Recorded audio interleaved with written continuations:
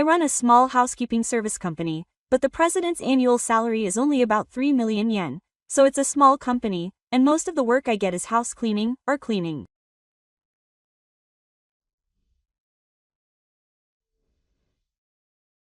When I was 26 years old, I did a job cleaning unwanted housewares for an otaku. The client's wife had difficulty moving her legs and couldn't clean the house on the second floor properly, so I accepted the job. After finishing the job, the client said, "Thank you for today. You're quite efficient. Would you like to do this for our company sometime?" Quote. When I asked the company name, it turned out to be a large company that I knew. I had heard that they rented out an entire floor of an office building in the city and were doing quite well. Surprisingly, the client was a big contractor for that company.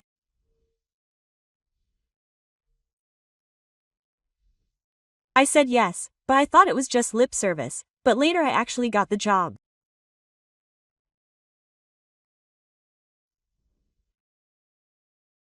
I thought this was my chance, so I sent 5 staff members to the site. The person who gave me the instructions was Marina, the president's daughter and general affairs manager. "Then please do this floor in the morning." The staff were surprised when I heard that. The floor was quite large, and it was clear that the 6 of us would not be able to complete it. The person from the General Affairs Department nodded after seeing the staff's reactions. "That's right. I don't think we can complete it. But to put it bluntly, this request is part of a tax measure. So it'll be fine if you just do what you can. You don't have to work so hard." That's what they said, but I'm proud of this job. "No, I don't need the afternoon fee, so I'll do it properly until it's finished." When I declared that, Marina seemed surprised.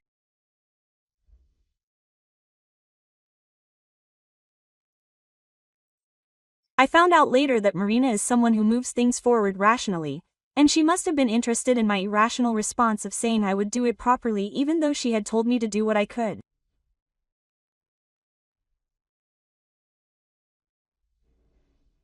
"In that case, please do it until it's finished. I'll make sure to pay you properly." To be honest, I was relieved when she said that, and we started working.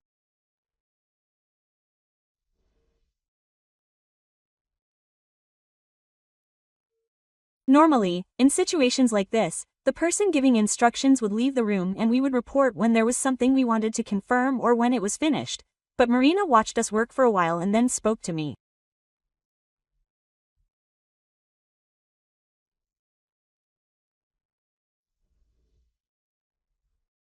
"Hey boss, can I ask you to do something other than cleaning with your housekeeping service? Like make a lunchbox, for example." I said yes. "I'd make one if you ordered one," and she said, "Can I ask you to make one tomorrow? And ask for one for me."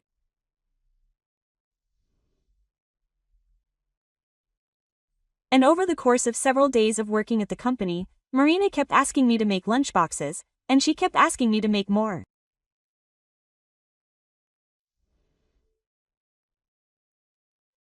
And as we met more and more, the distance between Marina and I grew closer, and after a short period of dating, we finally got married. Alina was 5 years older than me, but she looked very young, and sometimes people would mistake her for me. What's more, she was the daughter of a president of a large company, and she was what's commonly called a reverse bride. After we got married, my father-in-law let me use a high-class apartment that he owned, and we started our married life there. Marina was a very smart, hard-working career woman, and she was busy with work. Naturally, I took care of most of the housework.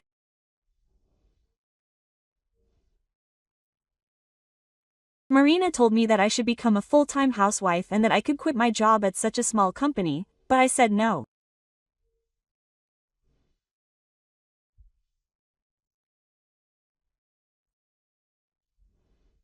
When I refused, saying that I was proud of that company, Marina would look puzzled but then say, "Well, I guess it can't be helped."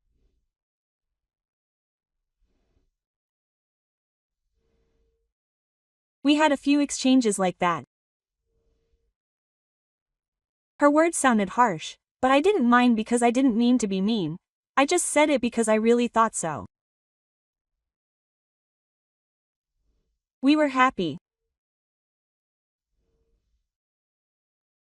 Marina, who grew up in an upper-class household and was smart and studious, didn't know about the games that common people played. When I took her out to play outside, like camping or barbecues, she would have a lot of fun and play, and I would bring out the card games and board games that had been lying around my parents' house and play them while we had a drink in the evening.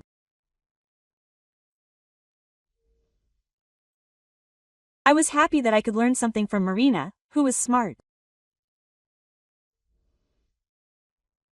But those days didn't last long.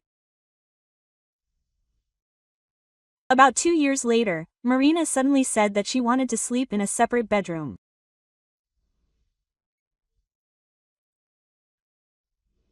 When I asked her what was wrong all of a sudden, she said that she had been so busy lately that she couldn't get enough sleep, so I had no choice but to agree.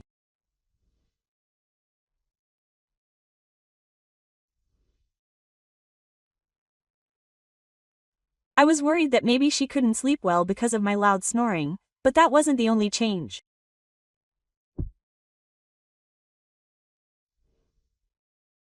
He started going to drinking parties more frequently, even though he rarely showed up because he couldn't drink, and he started working overtime more often.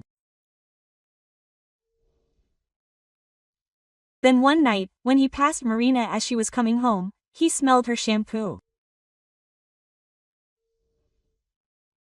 I wondered if she had taken a shower somewhere before coming home from work. The only thing that came to mind was cheating. The icy Marina denied the idea of cheating, but one day he couldn't suppress his suspicions any longer and rummaged through Marina's bag.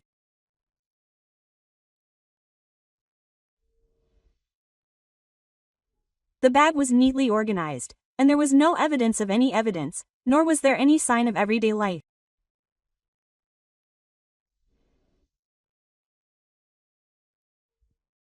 If only she had left it open, like taking out a lip balm and using it, he would have felt relieved, but Marina's bag was in the same state before and after work.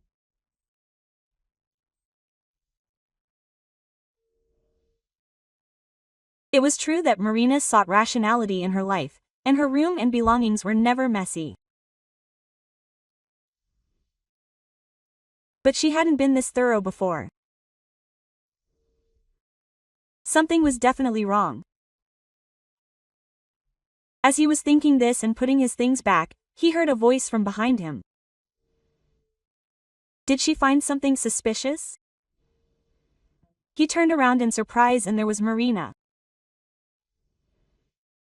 When I passed by, I saw you rummaging through my bag. What's wrong? Did you find any evidence of cheating?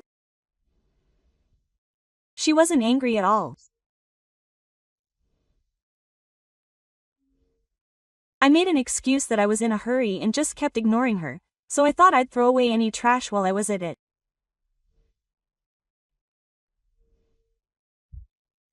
She laughed at me and said, "There's no way I'd do something so stupid." I got a little annoyed. Why, yes. Marina is perfect. I said something sarcastic like, "You're fine even without me." She said, "What are you talking about? Akira is an excellent fire official. Why don't you focus on that instead of trying to spy on things?" Quote. She said, "I'll earn money for you." It's true that Marina is excellent and smart. I do the housework because she's busy, but she could probably live on her own. But then I wondered if there was any point in us being together. Marina said something more. "Even if I was cheating, there's no way you could find any evidence with your brain.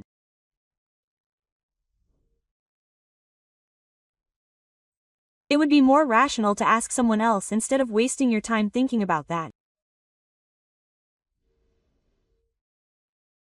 When she said that, I couldn't say anything back. Marina was definitely doing something. I knew it intuitively, but I couldn't win her over with words, and I wouldn't be able to extract any more information. I spent the next few days feeling uneasy. I wanted someone to talk to, but there was no way I could tell my company staff, and telling my friends would cause a commotion, so I decided to go back to my parents' house.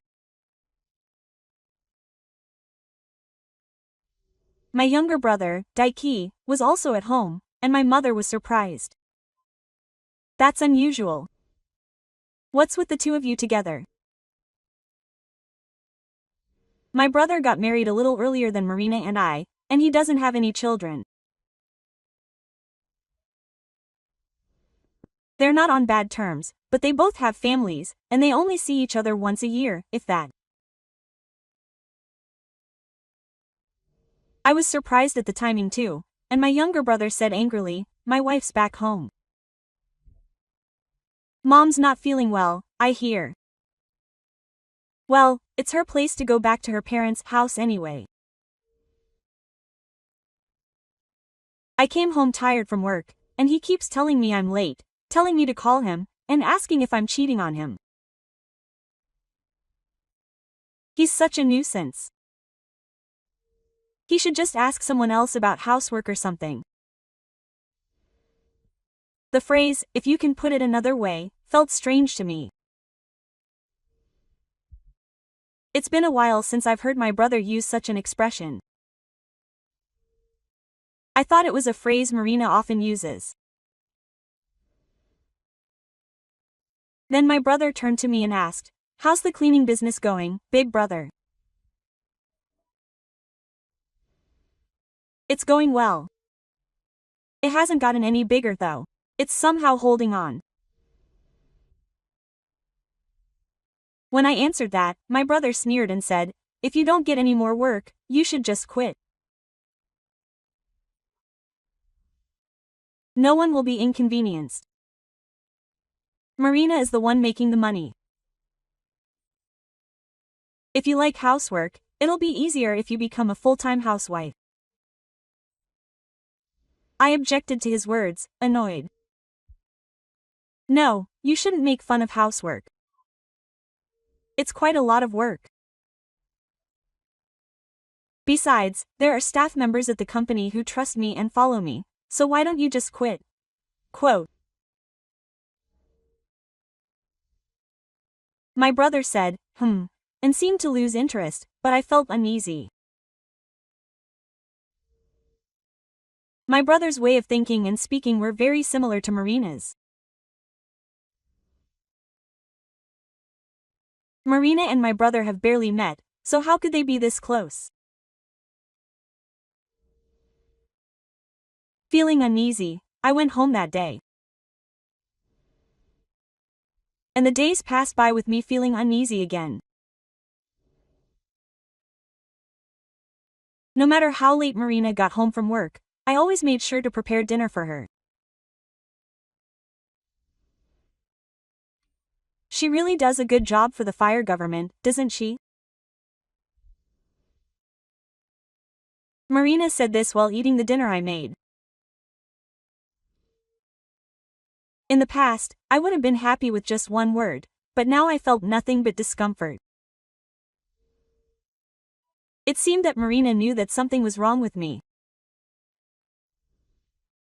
If you're looking for evidence of my infidelity, I'll leave my bag behind again. I don't think you'll find it though. She said this and provoked me. I could tell that she was making fun of me, and that she probably didn't love me anymore.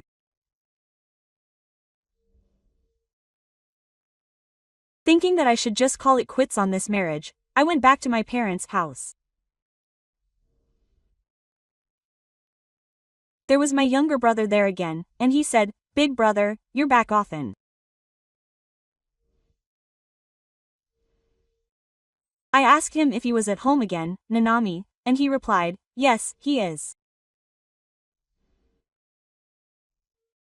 He does a good job for the fire government, so they must be happy about it." Quote. He spoke in a way that was just like Marina's. I decided to return home with a suspicion and start preparing. 3 weeks later, Marina went on a business trip. I saw her off with a smile, but I had been carefully setting up a trap for her for the past 3 weeks. A few hours later, I called Marina at a convenient time. Marina said, "Don't call me all the time." I was in the middle of reviewing a proposal and was in a bad mood, but I ignored her and made her check the image I had sent to her phone just before the call. "Oh, you're ordering me around," I told her, and she would know just by looking at it, even though she was in a bad mood, and waited. As expected, she checked the image. Na started to panic, asking, "What's this? What's going on?" Quote. The image I had sent was of Daiki naked with Rina. As you requested, it's proof of infidelity. Daiki is probably there too. I'll show it to you.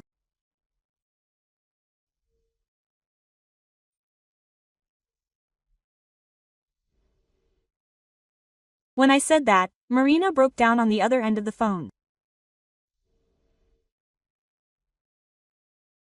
In fact, 20 days ago, when I went to my parents' house that day, my brother was there too.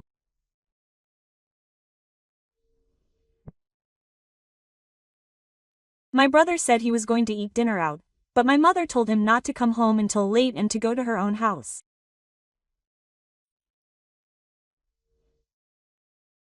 But it's okay with my brother.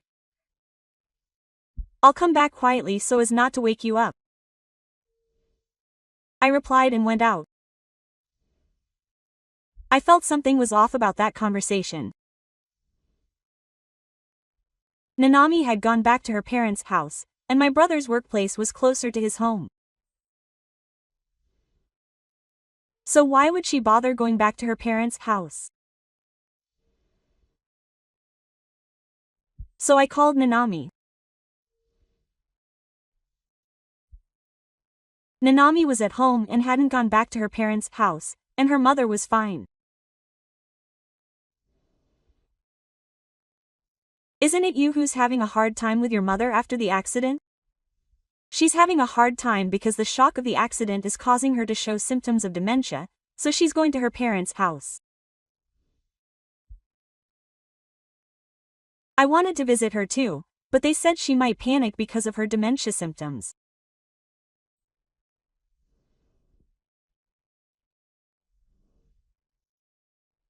Nanami said that, and I thought, I knew it, so I asked her what day Daiki had left, saying he was going to stay at her parents' house, and checked the answer.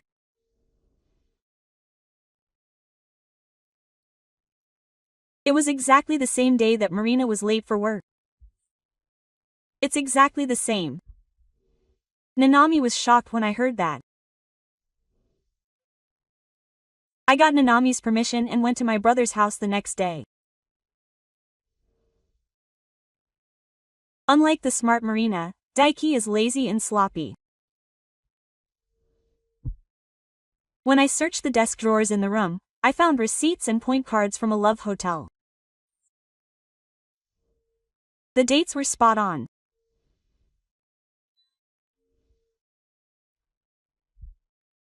That's why Nanami told me not to touch the desk, but I replied that he was the epitome of hiding his head but not his butt.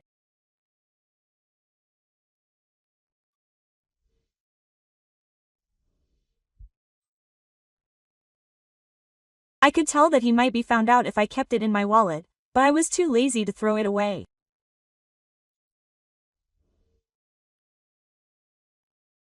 I continued searching the drawers and found a note with my phone's passcode written on it. I gave it to Nanami and said, "I think this is the phone's passcode." I told him to check it when he's not looking. Quote. She said, "As expected of you, big brother." I was a little happy, even though it wasn't the kind of situation that would make me happy.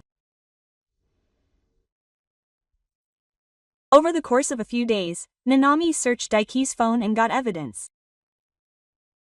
There were emails and lots of pictures. I appreciate it, but I think it's stupid to take a naked selfie in a place that's clearly a hotel. Marina was looking at the camera, so she must have been taking the picture of her own free will. Did she think that as long as she hid herself completely, it would be okay? If that's the case, I was amazed that she was lending her brilliant brain to a dreamer.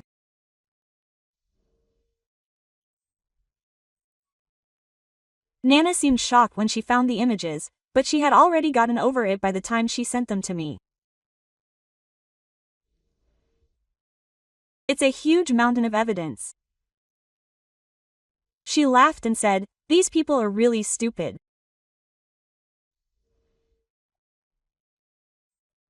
And when Nana monitored Marina's phone, she found out that Marina and Daiki were going on an affair trip, so she moved quite a bit that day.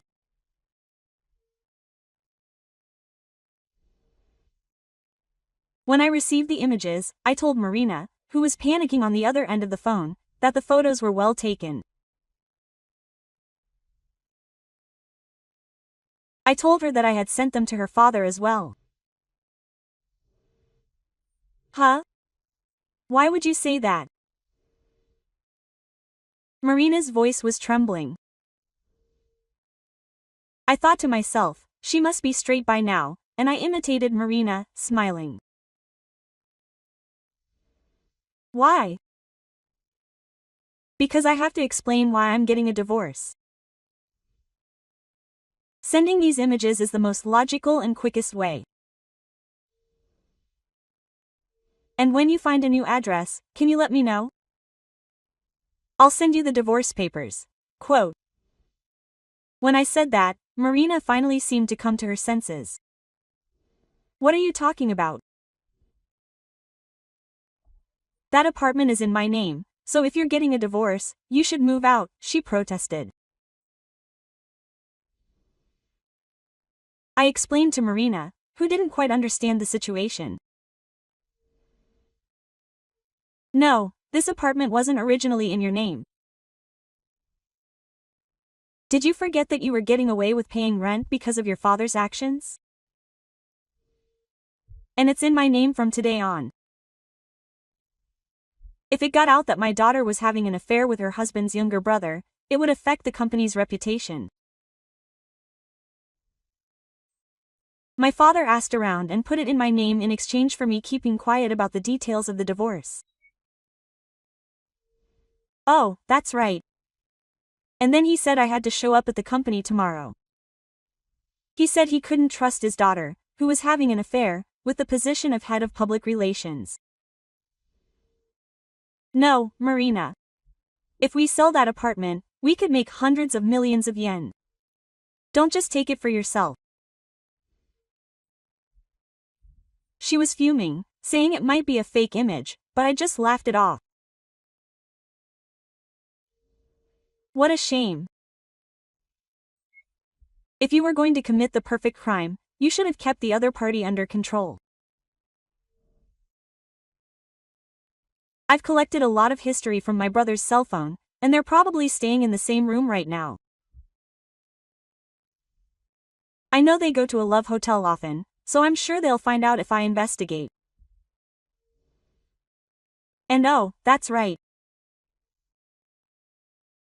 Tell my brother that I was saved because you were a sloppy person.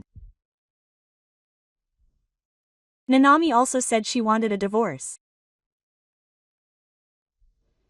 I told her to prepare herself and hung up the phone, ignoring Marina's still fussing. And so I was able to get a divorce without any problems. At first, Marina accepted the divorce but wouldn't pay any alimony. She was making a fuss about getting the apartment back, but when I asked if she wanted to take it to court, she fell completely silent. I got the alimony I had requested, which was an 8-digit amount, and the property division was also a decent amount. My father also said he would pay me for the inconvenience, but since I had gotten the apartment, I refused. Soon after, Nanami and my brother also got divorced. Apparently, she also got alimony and property division, and is now living a leisurely life back at her parents' house. Nanami used to work hard, but at her brother's request, she became a full-time housewife.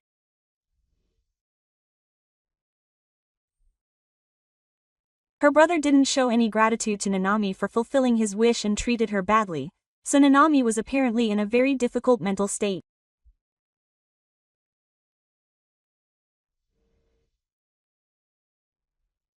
I got an email saying that things were much easier after the divorce and she suddenly felt better, so I think she's doing well.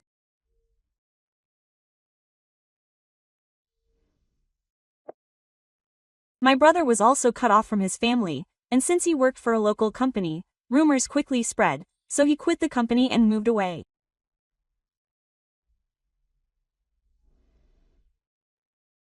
Meanwhile, Marina was apparently forced out of the company and transferred to a subsidiary.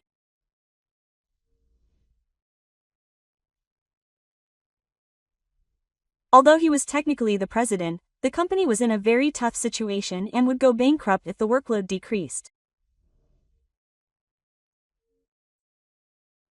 She could only get work by bowing her head and asking for it, which was humiliating for Marina, who is very proud.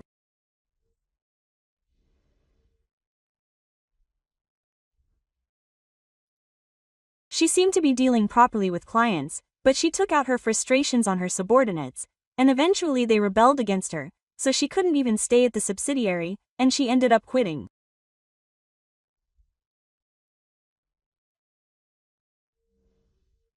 She's apparently been living in seclusion at her family home now, but her family is wealthy, so she probably doesn't have any trouble making ends meet. Thinking back, Marina was certainly smart, but she didn't have good social skills.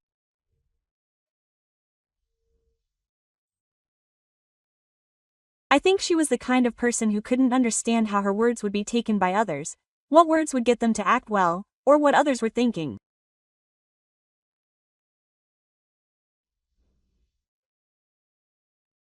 I still like the innocent smile Marina would occasionally show me, but I couldn't stay with her if she was cheating on me, so it had no choice.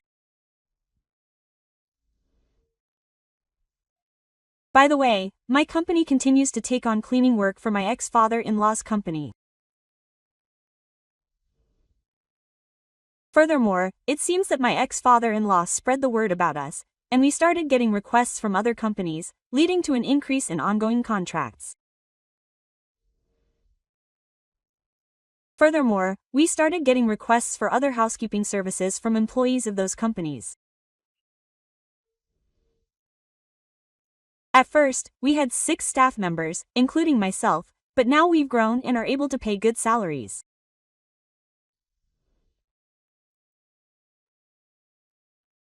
Now that I've realized how difficult marriage is, I don't know if I'll be able to get married again, but I'm proud of this job and will continue to do my best.